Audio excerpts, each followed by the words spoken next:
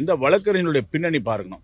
வழக்கறிஞர்களை நாம் எந்த வகையிலும் நிந்திக்க விரும்பல, அவர்களை விமர்சனம் செய்யலாம். ஆனால் இந்த வழக்கறிஞர்கள் நியமித்திருக்கிறார்களே அறநிலைத்துறையும் கோவில் தரப்புலையும் அரசு தரப்புலையும் இவர்களெல்லாம் 1 மணி நேரத்துக்கு அவர்களுடைய அந்த வக்கீலினுடைய ஃபீஸ் சொல்கிறோம் இல்லையா, அந்த தொகை என்பது நீங்கள் போய் தேடி பார்க்கணும். 1 மணி நேரத்துக்கு பல லட்சங்கள்.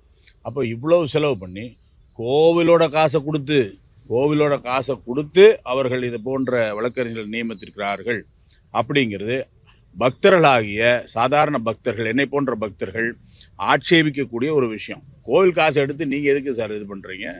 கோவிலுக்கு எதிராகவே நீங்கள் செயல்படுவீங்க. இப்போ இதுக்கு எதுக்கு கோவில் காசு கொடுக்கணும்? அதனால் பக்தர்கள் பார்த்து கொண்டு தான் இருக்கிறார்கள். இந்த விமர்சனங்கள், முருகனை பற்றி இழிவாக பேசுவது, இது கோவிலுக்கு எதிராக, இந்துக்களுக்கு எதிராக, முருக பக்தர்களுக்கு எதிராக செய்யக்கூடியதெல்லாம் பார்த்துக்கிட்டு தான் இருக்காங்க.